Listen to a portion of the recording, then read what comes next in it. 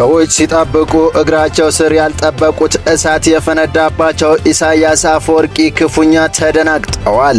እንደ ሁሌው የሕዝባችን ጥያቄ ከመመለስ ይልቅ የጦር ዶሮ ፍለጋ የገቡት ወዲህ አፎም ገብቶኛል ሁሉም ነገር የአብይ ሴራ ነው ሲሉ ለነሳባቸው ከባድና ያልተጠበቀ ሕዝባዊ አመጽና ተቃውሞ አዲስ አበባ ላይ እጃቸው ስለመቀሰራቸው እየተነገረ ነው።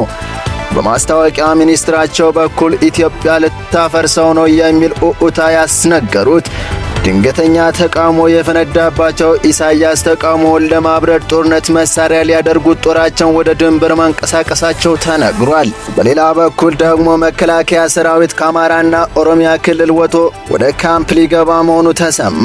በትልቅ ጉዳይ እየተዘጋጀን ነው ያለው መከላከያ ከአማራና ኦሮሚያ ክልል ወጥቶ ወደ ማዕከሉ እንዲገባ ሊደረግ መሆኑን የመከላከያ ምንጮች ያወጡት መረጃ ጠቁሟል። እነዚህን መረጃ ዝርዝር አብራችሁን ስትቆዩ የምታዳምጡ ይሆናል። ጤና ይስጥልን። ይህ ፋስት ዴሊ ነው። ሰላምታችን በያላችሁበት ይድረስ እያልን በዕለቱ የተሰሙ ዋና ዋና ጉዳዮችን ወደ እናንተ ይዘን ቀርበናል። ቻናላችንን ሰብስክራይብ፣ ፕሮግራማችን ላይክና ሼር እንድታደርጉ እየጋበዝን ወደ መረጃዎቹ ተሻገርን። ሻዕቢያ ኤርትራውያን ቀጥቅጦና ረግጦ የገዛበትን የስልጣን ጅራፍ በራሱ የደደር ግዝብነትና በሕዝቡ በቃይ ባይነት እጁ ሊነጠቅ ደርሷል። ኢሳያስ አፈወርቂ የሞት ዋዜማ ላይ መሆናቸውን ያመለከተው ድንገተኛ ሕዝባዊ አመጽ መፈንዳቱ በአዲ አሎ ቤተ መንግሥት ከኒውክሌር የገዘፈ ንዝረት ፈጥሯል። ኤርትራ ላለፉት 35 ዓመታት እንደ ግል ንብረታቸው ሲያዘዋውሩት የኖሩትና የአምባገነንነት መሪዎች ምሳሌ የሆኑት ኢሳያስ አፈወርቂ ስልጣናቸውን ምኞታቸውን ባልታሰበ ሕዝባዊ ተቃውሞ እየተናጠ ይገኛል። ከሀገሩ ኤርትራ አልፎ ምስራቅ አፍሪካ ላይ የሴራ ፖለቲካ ሲያስር የኖረው ሽማግሌው ኢሳያስ አፈወርቂ አሁን ላይ በኤርትራ ሕዝቦች ዳውን እየተባለ ይገኛል። ጭቁኑ የኤርትራ ሕዝብ ኢሳያስን ከበትረ ስልጣኑ ለአንዴና ለመጨረሻ ጊዜ ለመገርሰስ እና ለመቅበር ተማምሎ ወደ አደባባይ ወጥቷል። አሁን ላይ ከልጅ እስከ አዋቂ በበርካታ ከተሞችና አደባባዮች ኢሳያስን እና የሱን አጃግሬዎች በሚቃወሙ ድምጾች መጥለቅለቃቸው እየተነገረ ባለበት 11ኛው ሰዓት ላይ እንኳን ኢሳያስ አፈወርቂ ባልበላውም ጭሬ ልድፋው የሚለው አመላቸውን መግዛት አልቻሉም የሚል የአስመራ መረጃ አነፍናፊዎች ፕሬዝዳንቱ ለተነሳባቸው ተቃውሞ ጠቅላይ ሚኒስትር አብይ አህመድን ዋነኛ ተጠያቂ አድርገዋል ያሉ ሲሆን ተያይዘን እንጠፋለን በሚል እኩይ ሰበብም ኢትዮጵያ ላይ ጦርነት ለማንሳት ጦራቸው እንዲንቀሳቀስ ማዘዛቸውን አክለው ገልጸዋል። ይኸው የኢሳያስ ተያይዘን እንጠፋለን በሚል ወደ ጦር ሜዳ የመዝመት ሐሳብ ያመጣው ከሁለት ምክንያት መሆኑን የሚጠቅሱ ምንጮቹ አንደኛው ለዘመናት አብሯቸው ባደገው ጸረ ኢትዮጵያ አስተሳሰብ ምክንያት የዓመታት ህልማቸውን ለአፍታም ቢሆን ማየት ሲሆን ሌላኛው ምክንያት ደግሞ የተነሳባቸው ተቃውሞ በማስቀልበስ ስልጣኔን ማራዘም ከቻልኩ በሚል ተስፋ ነው ሲሉም አክለዋል። ይህ በእንዲህ እንዳለ በማስታወቂያ ሚኒስትሩ አቶ የማነ ገብረ መስቀል የኢትዮጵያ መንግስት የባህር በር ከማግኘት አልፎ የኤርትራን ነጻነት የመቀልበስ ፍላጎት በግልጽ አሳይቷል የሚል አዲስ ክስ አሰምተዋል። የኢትዮጵያ የባህር በር ከማግኘት አልፎ ኤርትራ በትጥቅ ትግል ያገኛቸውን ነጻነቶች የመቀልበስ ፍላጎት በግልጽ ማሳየቱን የኤርትራው ማስታወቂያ ሚኒስትር የማነ ገብረ መስቀል ገለጹ። የኢትዮጵያ መንግስት ባለፉት 2 ዓመታት በኢትዮ ኤርትራ መካከል ውጥረት ለመፍጠርና ግጭት ለመቀስቀስ እየጣረ እንደሚገኝ ገልጸዋል። በዚህ ችግር መፍትሄው በቅን ልቦና ዓለም አቀፍ ሕግንና የጎረቤት የግዛት አንድነትና ሉዓላዊነትን ማክበር ነው ሲሉ አብራርተዋል። ፕሬዝዳንት ኢሳያስም ጠቅላይ ሚኒስትር አብይ ከ7 ዓመታት በፊት አስመራ ላይ የተፈራረሙት የሰላም ስምምነት በሁለት አገራት መካከል ግጭት ማብቃቱን የሚያበስር እንደነበረ አስታውሰዋል። ሆኖም ኢትዮጵያ መንግስት እንደ ቀደምቶቹ የሰፋፊነት ፖሊሲ በመከተል ስምምነቱ በቀጠናውና ሊያስፈነው የነበረው መረጋጋትና ትብብር ማክሸፉን ወቅሰዋል። የኢትዮጵያ መንግስት በኤርትራ ላይ ጦርነት በመስበክ ብሔራዊ ስሜትን ለማንሳት በመገናኛ ብዙሃን አማካኝነት የሚደረገው ዘመቻ ተጠናክሮ መቀጠሉንም አንስተዋል። በቀጣይ መረጃ መንግስት መከላከያውን ወደ አንድ ማዕከል ሊሰበስብ መሆኑ ተገለጸ።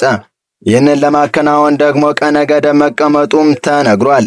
ከመከላከያ ምንጮች የተሰማው መረጃ እንዳመለከተው ከሆነ የሰራዊት የውጊያ ቀጠናዎችን ለቆ ወደ ካምፕ የመግባት ጉዳይ ከሳምንታት በፊት የታቀደ እንደነበር ታውቋል።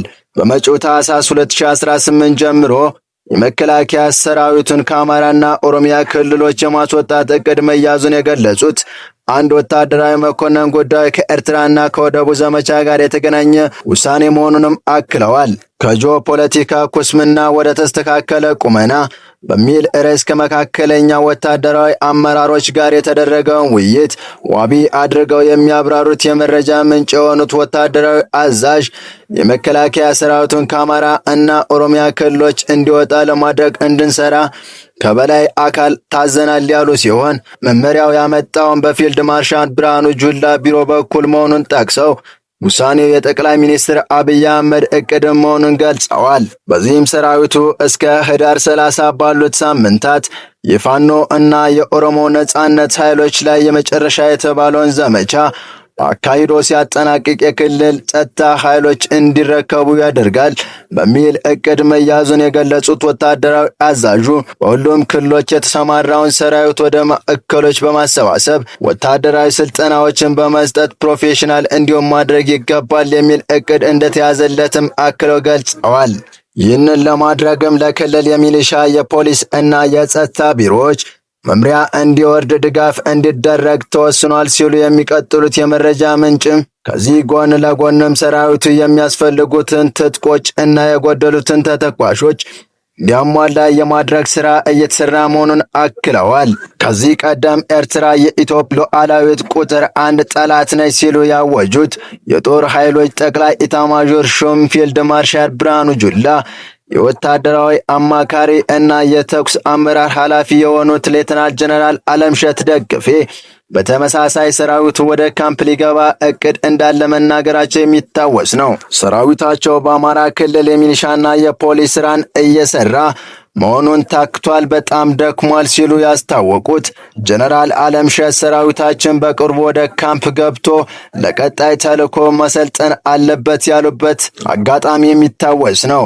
የሁለቱን ጦር አዛዦች አስተያየት ተከትሎ ቀጣይ ጦርነት ከማን ጋር እንደሆነ ፍንጭ የሰጠ ነው በማለት መንግስት ከኤርትራ ጋር ያበጠውን ሊያፈነዳው ስለመወሰኑ እየተገለጹ ናቸው። ሰራዊቱ ላለፉት 5 ዓመታት መከላከያ ሰራዊቱ በየጊዜው ኃይል የመደበ በየቀበሌው ስምሪት ወስዶ ሊጠብቅ አይችልም። ይህ የመከላከያ ግዳጅ አይደለም ያሉ ሲሆን ይህ ግዳጅ በመሰረታዊነት የፖሊስና የሚሊሻ ስራ ነው። ሰራዊታችን ወደ ካምፕ አስገብተን ማረፍና ወደ ስልጠና ማስገባት አለብን።